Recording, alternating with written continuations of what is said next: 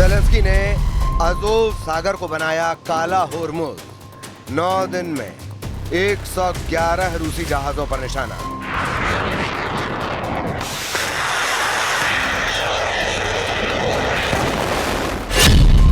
रूस को तबाह करके मानेंगे ज़ेलेंस्की।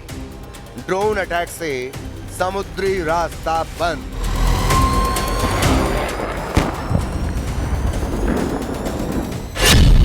पुतिन की सप्लाई लाइन पर ज़ेलेंस्की का फाइनल अटैक। अब तेल और अनाज के लिए तरसेगा रूस।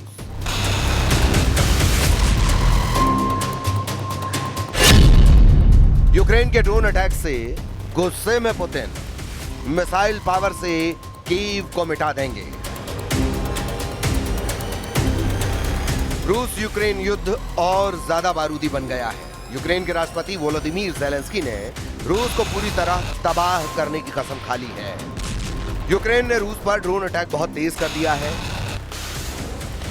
अब तक ज़ेलेंस्की रूस के तेल ठिकानों, रेलवे इंफ्रास्ट्रक्चर, हथियार के भंडार और फैक्ट्रियों पर अंधाधुंध हमले कर रहे थे। ड्रोन वाली ताकत के जरिए ही अब ज़ेलेंस्की क्राइमिया वापस लेना चाहते हैं। लॉजिस्टिक्स के साथ एयर डिफेंस सिस्टम को भी निशाना बना रहे थे। ऑयल फील्ड से निकलता धुएं का गुबार और आर्म्स फैक्ट्रियों से उठती ऊंची ऊंची लपटें ज़ेलेंस्की के गुस्से का इजहार कर रही हैं। लेकिन अब ज़ेलेंस्की के किलर ड्रोन के निशाने पर रूस की सप्लाई लाइन है।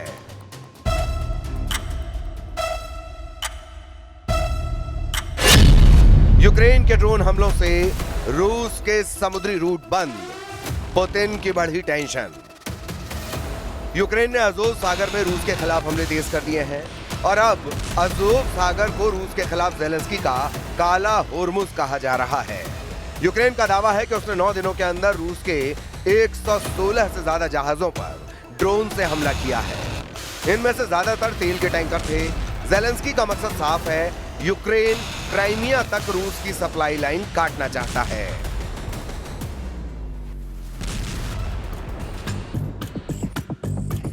हालात इतने खराब हैं कि यूक्रेन के ड्रोन अटैक से त्रस्त रूस को अपने 2 सबसे जरूरी समुद्री रास्ते को बंद करना पड़ा है।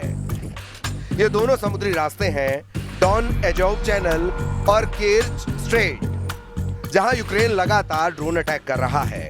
इसकी वजह से रूस ने इन दोनों रूट पर जहाजों की आवाजाही रोक दी है।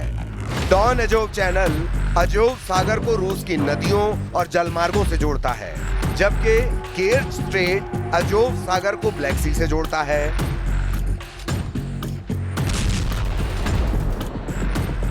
सैटेलाइट तस्वीरों और जहाजों की ट्रैकिंग करने वाली वेबसाइट के मुताबिक इन दोनों रास्तों के दोनों तरफ बड़ी संख्या में जहाज फंसे हुए हैं जो आगे बढ़ने का इंतजार कर रहे हैं। लेकिन खतरा यूक्रेन के ड्रोन अटैक का है।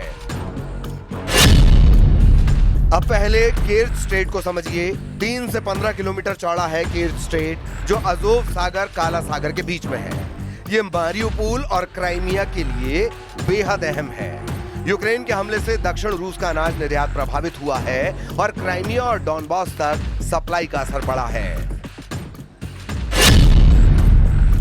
रूस के लिए खास क्यों है अजोव सागर? भारत में मुंबई बंदरगाह को देश का समुद्री दरवाजा कहा जाता है। रूस के लिए अजोव सागर भी समुद्री दरवाजे की भूमिका निभाता है।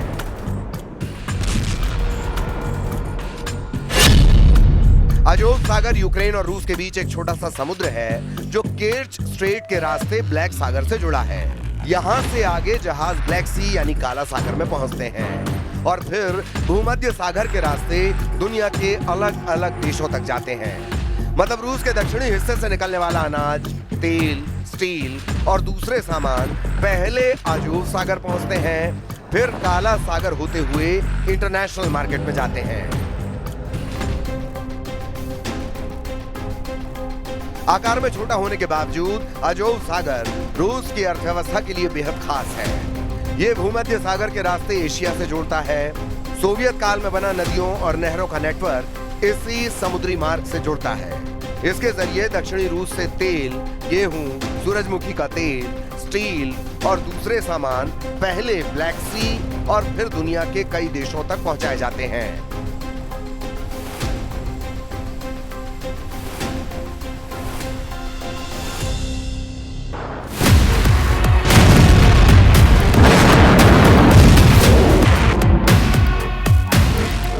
2003 में यूक्रेन और रूस के बीच इसी समुद्री इलाके के साझा इस्तेमाल का समझौता हुआ था, लेकिन 2014 में क्रीमिया पर कब्जे के बाद रूस ने इस समझौते को कई बार तोड़ा।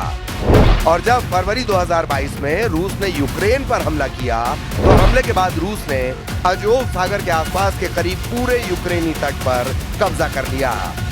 यहाँ तक कि राष्ट्रपति व्लादिमीर पुतिन ने इसे रूस का समंदर तक बता दिया था।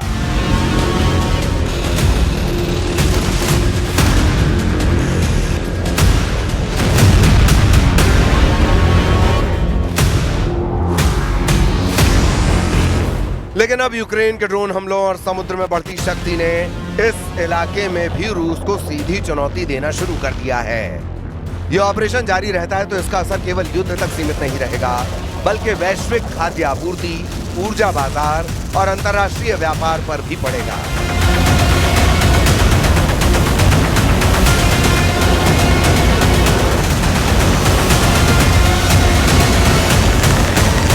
अमेरिकी institute for the study of war यानी ISW का मानना है कि अजोव सागर और काला सागर में यूक्रेन के हमलों का मकसद क्रीमिया को रूस की सप्लाई लाइन से अलग करना और समुद्री रास्तों से होने वाले तेल और अनाज के एक्सपोर्ट को रोकना है, जिसका असर सिर्फ रूस के तेल व्यापार तक नहीं रहेगा।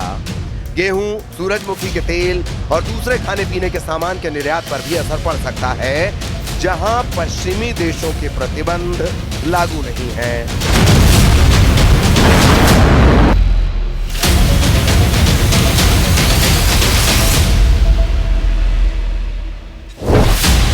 रूस में गेहूं की कीमतों में लगी आग।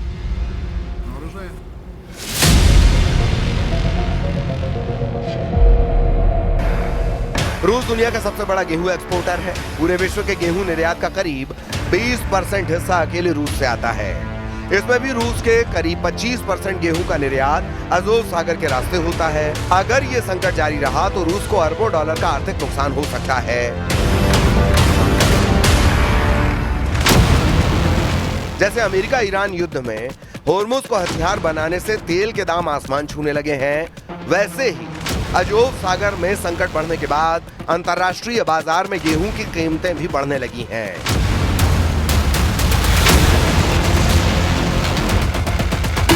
हालांकि रूस का दावा है कि वो अपने गेहूं का निर्यात ब्लैक सी के दूसरे बंदरगाहों से कर सकता है, लेकिन एक्सपर्ट्स मानते हैं कि दूसरे बंदरगाहों की क्षमता इतनी नहीं है कि वो पूरा भार संभाल सकें।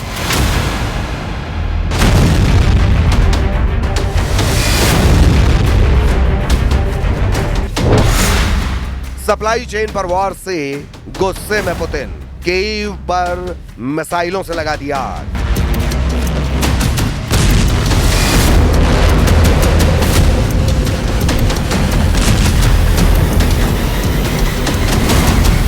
यूक्रेन के ड्रोन हमलों से गुस्साए पुतिन ने अब यूक्रेन में भारी बमों और लॉन्ग रेंज मिसाइलों से हमले तेज कर दिए हैं। ये धमाके बता रहे हैं कि पुतिन के हमलों में कितना बारूद है।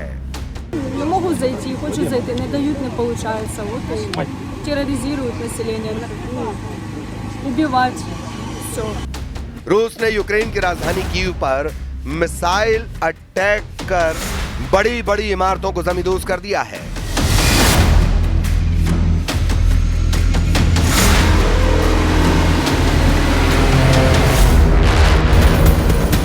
यूक्रेनी राजधानी कीव पर रूसी सेना लगातार बैलिस्टिक मिसाइलें और ड्रोन दाग रही है।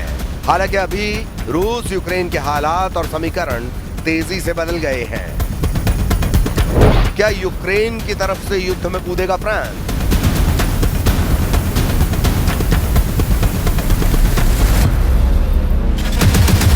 क्योंकि ये वीडियो देखिए, फ्रांस से बहुत ही शानदार परेड का वीडियो आया है और ये परेड ऐसी है जो यूक्रेन के युद्ध को ताकत देती हुई नजर आ रही है। पेरिस में बेस्टिल डे की परेड निकाली गई। इसमें यूक्रेन के राष्ट्रपति वोलोदिमीर ज़ेलेंस्की भी आए और अपने साथ यूक्रेन के सैनिकों का एक बड़ा जत्था भी लाए। यूक्रेन के सैनिक भी फ्रांस की परेड में शामिल हुए। इमैनुअल मैक्रों और ज़ेलेंस्की दिखाना चाहते हैं कि रूस के साथ युद्ध में दोनों साथ हैं। We expect by the end of 2026, we will have the technical capability to produce missiles by the Ukrainian team. American missiles produced by our own forces.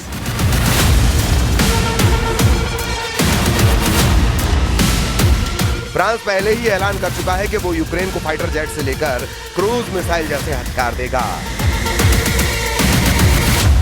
तो क्या यह मान लिया जाए कि रूस यूक्रेन युद्ध में सीधे कूदने जा रहा है फ्रांस?